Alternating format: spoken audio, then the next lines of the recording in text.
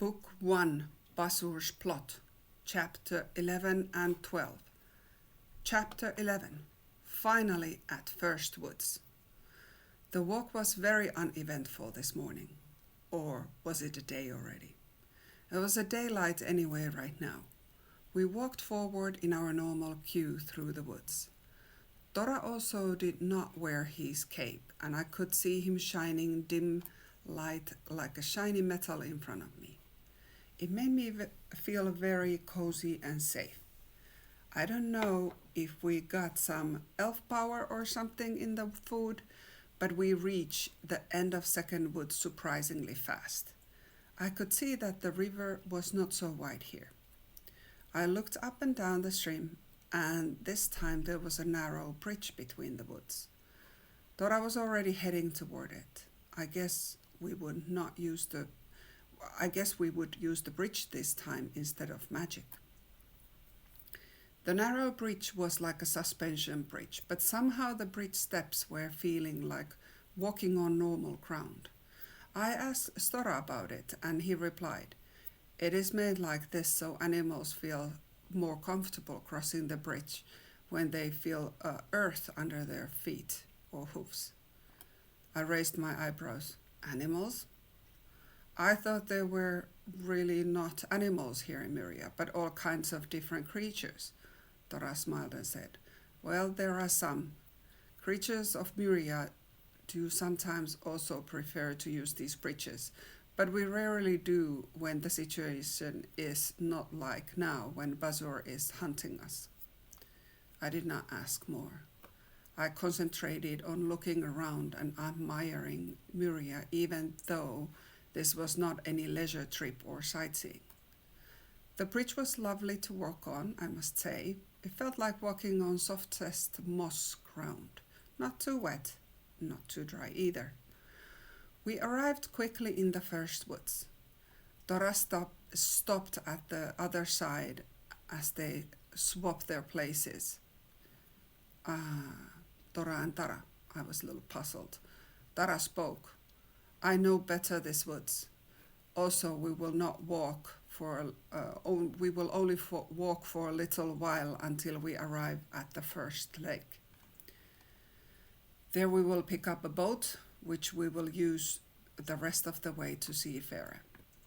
I must have looked puzzled, since Tara continued. "Yes, the first woods is actually very little woods, but more like lakes or water bodies, which we can use for our benefits to travel with." We arrived soon to the loveliest lakes. There were big solid rocks by the lake, making it lovely contrast to cleanest lake water I have ever seen. The clouds were reflecting their lovely blue color to the lake. It was view from a postcard. There by the shore there was a small rowing boat with some kind of engine, I assumed. It was so small, but was probably going to hold us three still easily. Tara stopped and looked at us. "We eat now. Let's go by the boat and have a rest." The view was so beautiful, and it is hard to believe there can be anything sinister or bad existing, I said. "I can see the houses here and there. Are creatures living in them?" I sighed to others. They looked at me with sad expression and said, "Since this Bazur business, we have not had, many have had to abandon their homes, so these are now too abandoned. This used to be such a lively area in the first wood's north side. But when we go further to the south, where the SeaFarer lives, there is more and more water, and only one who really likes different waters like SeaFarer likes there. And he's very hermity too. Myria has so many areas that no creature needs to be right beside others here." I asked, "Do you have any advice how to talk or what arguments to give SeaFarer?" Both shook their heads. Tora replied, "No, that is up to you. You will be doing that. He's a human. He came from the human world ages ago. He is human, and therefore you are able to speak to him best. We think that he can help since Bazur does not come to his area ever. There's a rumor that they would have met once, years and years ago, and after that Bazur does not come around here. We think for that reason that SeaFarer must be white wizard and ran Bazur away. I looked surprised. Good to know. This is very important information, all of it. I tried to form a plan on how to talk to him in my head. We were sitting in the boat finishing our food when Tora got up and moved to the stern of the boat and turned on the motor. She was good at steering the boat. She clearly knew the water areas here. We went through lakes, took turns, followed rivers which took us to other lakes, etc. The traveling was faster this way, clearly. The scenery was amazing, left and right, and I felt like I was in a movie. Tara steered us through all lakes, rivers, all kind of water bodies that I don't even know how to call them. One thing is for sure, this is the most beautiful scenery ever, and somehow the shores looked all different. In a blink of an eye, the shore looked totally different again. The sun started to set and the sky got darker and darker. We have been traveling for hours, but I could still have gone much longer like this, admiring surroundings. Tara took the boat to the shore and said, "It is better to eat dinner and sleep here. We are not far away from SeaFarer, but he's not happy with visitors at night." Well, he's not happy about visitors, period. We go to him early in the morning at the sunrise, since SeaFarer is a seafarer and always up at sunrise. That is the best time. Then it is up to you, Sarah, to get his help for us. Somewhere the hammocks appeared again, I don't know where, and I got my bed at the shore between two big trees. I was so tired from the last few days that I ate my sandwich quickly and drank lovely spring water that was nearby in the stream and went to sleep. I fell straight into sleep. It felt like 2 seconds, and I felt Tora shaking me gently awake and repeating my name. "Oh, I still want to sleep," I was thinking. Tora said, "You need to wake up. Here is coffee for you. I saved the last cup for this morning so you are able to wake yourself up." I took the coffee and made an effort to get my eyes open. There was barely any light on the sky, but the sunrise was coming. Tara rushed us in the boat. "We need to go. We need to be there at his cabin before he goes to the sea. He goes most mornings to the sea." So Tora and I stepped to the boat and sat down. Chapter 12. SeaFarer. I don't know what I was expecting, but this was not it. Tara guided the boat through the lake where we slept, where we drove into a small river, and then the sea opened in front of us. To the right of us, there was an interesting shack on a wooden pier, and Tara yelled, "SeaFarer, we come in peace!" And she turned off the engine. We were floating in a boat close, but not close enough to jump to the pier. A strong, thunderous voice replied, "Get off! Get out of here! Turn around!" Oh boy, this is going to be fun. He does not feel welcoming to us at all. We have not even seen him yet. I raised my voice so he could clearly hear me. "My name is Sarah. I am human. I came to Myria invited by elders and guided by Tora, who is also with us. We are here, me, Tora, and Tara.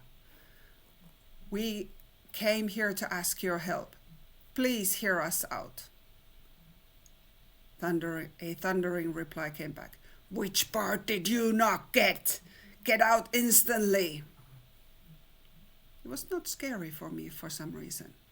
I replied, Bazur is threatening the whole Myria. This is your problem too.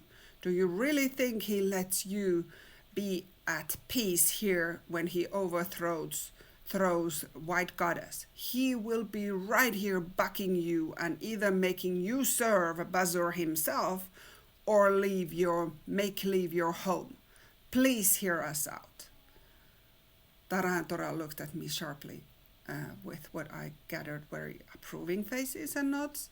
It made me feel super good. I felt their approval and appreciation through surprise. I guess I surprised them a little bit.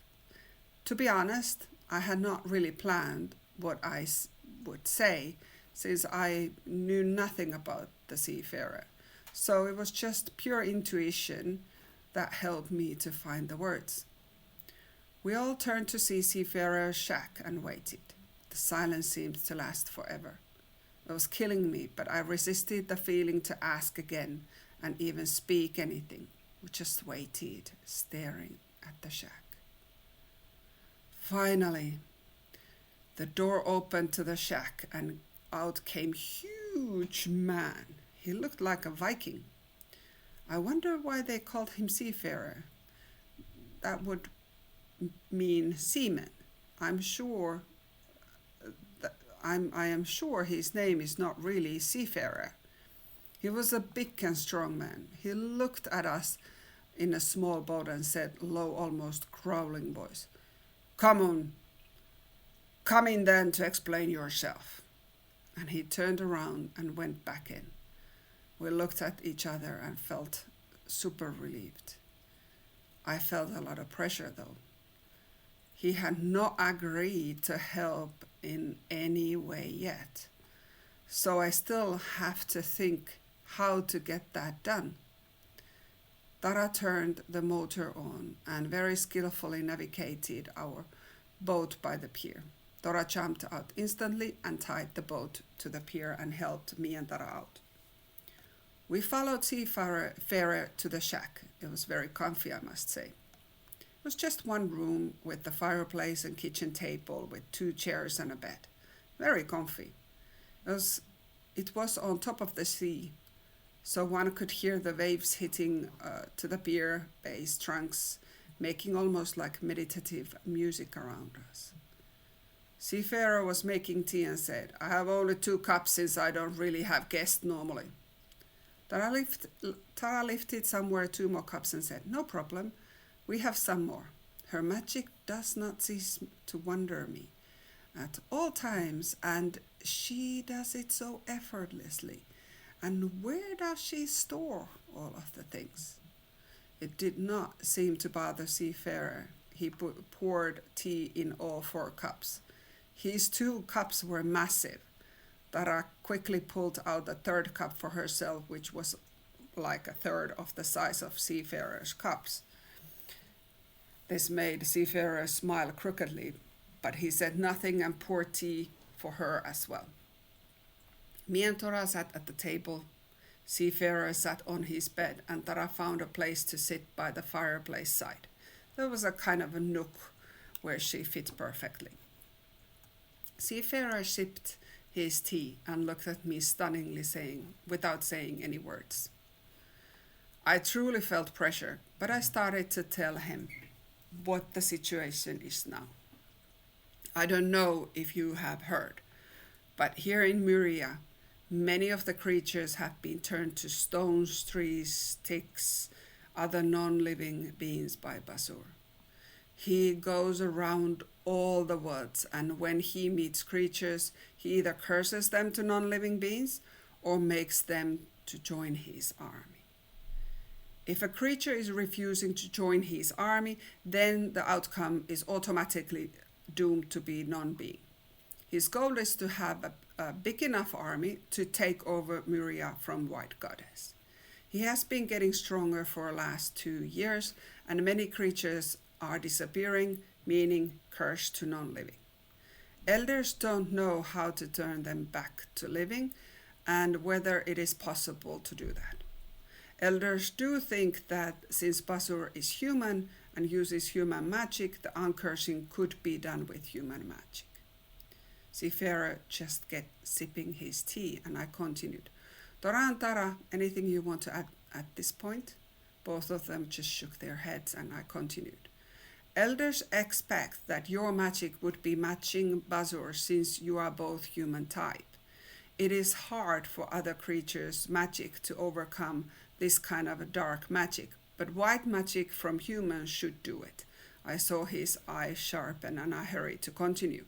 The ask is not that you become non-hermit and come around with us as per se. We are asking you to help us to think about what could be working to undo the curse and teach me to do that. I'm also human, and that should work since so that you would not need to leave your secluded home. Obviously, the problem that we are not able to turn the non-living back. Obviously, the problem is that if we are not able to turn the non-living back to living, Bazur soon has enough creatures out of the play and therefore have easier way to attack White Goddess. If we are able to undo his magic, we should be able to also stop his army growing and maybe also bring those back home. Another magic that we need help with is the army creatures. So they are under some kind of spell, it seems. They are very cruel and very much not themselves, almost like they are zombies within their bodies. I hurried to the end so that SeaFarer would not stop me. Not to worry, he just continued to stare at me and sip his tea. So I said, "We need your help. Please help us," I said, and looked at him straight into his light blue eyes.